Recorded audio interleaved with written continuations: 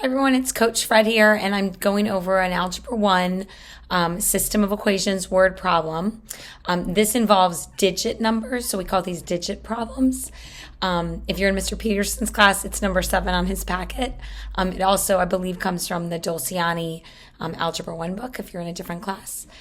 So it says a 3-digit number, which is divisible by 10, has a hundreds digit that is 1 less than its tens digit. The number also is 52 times the sum of its digits. Find the number. Before we get into this, I want to remind you about what numbers kind of mean.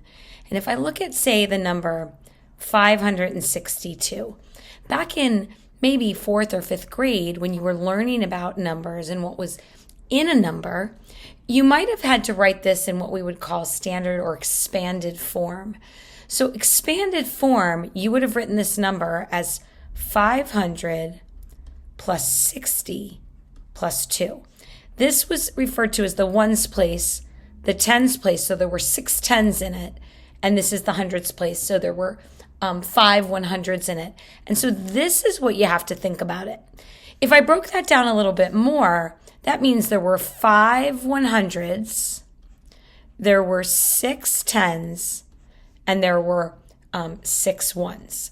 And I really don't have to write the 6 ones because 6 times 1 is 6.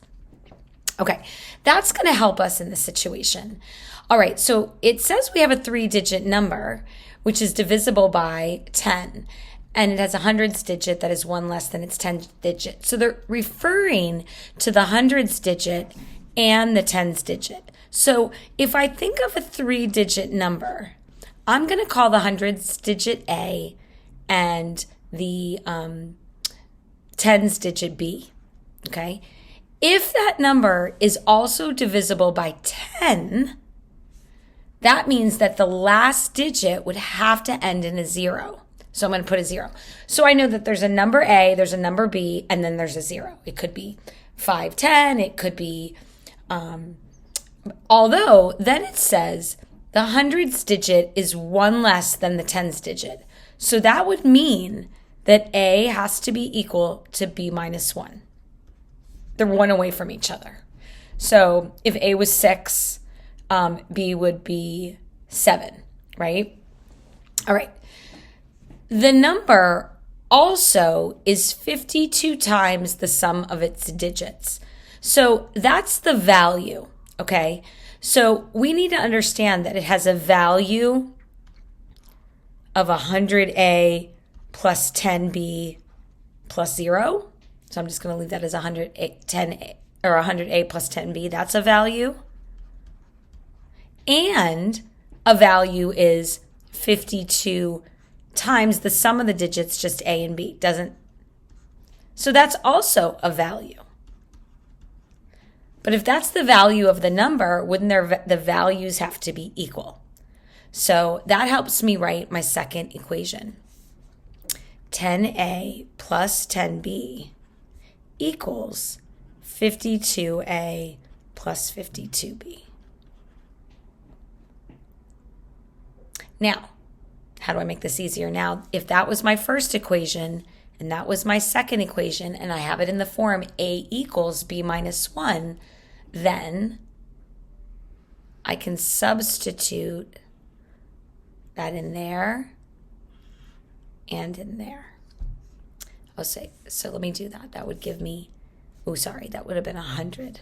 So 100 times B minus 1 plus 10B equals 52 B minus 1 plus 52B. Okay, now remember, this A was the hundreds digit, B was the tens digit. And sorry about that little error I made there. I just didn't bring it down with me, which can happen. See, Coach Fred makes mistakes too, but mistakes make the brain grow. All right, so now I'm just going to do the math here. I've made it a 1-variable equation by using substitution. So I distribute my 100 plus 10B equals 52B minus 52. Distributing again through the parentheses. All right, so that's going to give me 104B minus 52 equals, what is that, 90b minus 100. Oh, sorry, 110b. 110b minus 100. All right, so now I've just got to balance the equation, get the variable to one side. So I'm going to subtract 104b. I'm going to add 100. So that gives me 6b equals 48. So b equals 8. If b equals 8, I plug it back in here. So then a would be 7. So my answer, it says find the number. The answer would be 780.